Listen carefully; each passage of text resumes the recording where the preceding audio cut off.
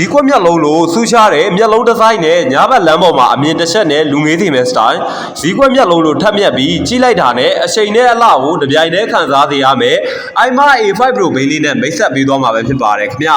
အားလုံးပဲမင်္ဂလာပါခင်ဗျာကျွန်တော်တို့ရဲ့88လမ်း38လမ်းတောက်မှာတည်ရှိတဲ့ ADC showroom ဆိုင်ခွဲကြီးကနေပြန်လည်ကြိုဆိုလိုက်ပါတယ်ခင်ဗျာဒီဘိန်းလေးရဲ့မီပိုင်းမှာဆိုလို့ရှိရင်တော့ဈေးကွက်တစ်ကောင်ရဲ့ဆူရှားထက်မြက်တဲ့မျက်လုံးပုံစံပါရှိပြီးတော့မှ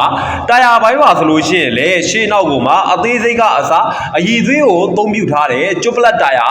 30 စိုက်ကိုအသုံးပြုပေးထားပါတယ်ခင်ဗျကျွန်တော်တို့ break ပိုင်းမှာဆိုလို့ရှိရင်လည်းစင်ဟိုင်းတစ်ကောင်လိုပြေးနေတော့မှတီတီငိမ့်ငိမ့်နဲ့ရအောင်လုပ်ပေးနိုင်တယ်ရှေ့နောက် dead break ကိုအသုံးပြုပေးထားပြီးတော့မှ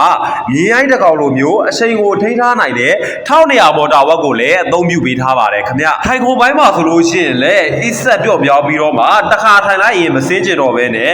comfort ဖြစ်စေတဲ့ luxury ဆန်တဲ့ထိုင်ခုံလေးကိုမှအသုံးပြုပေးထားပါတယ်ခင်ဗျ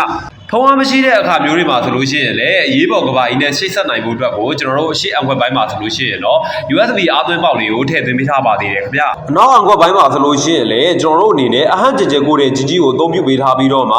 လူတစ်ယောက်တောင်မှဝင်လို့ရမယ့်အနေအထားမှာရှိပါတယ်ခင်ဗျကျွန်တော်တို့ဒီဘိန်းလေးကိုမသုံးတော့တဲ့အခါမျိုးမှာဆိုလို့ရှိရင်လည်းဘက်ထရီနာသက်သာအောင်လို့နောက်ပိုင်းလေးမှာ main breaker ခလုတ်လေးကိုပါထည့်သွင်းပေးထားပါသေးတယ်ခင်ဗျကျွန်တော်တို့အနေနဲ့ဇီနိုပိုင်းမှာဆိုလို့ရှိရင်လည်း49သိန်း5000နဲ့ရောင်းချပေးသွားမှာပဲဖြစ်ပါတယ်ခင်ဗျ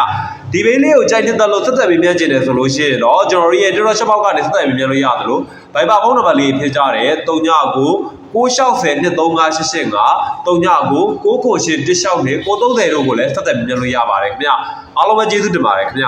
Daddy Edison Motorcycle Showroom running to the buffet.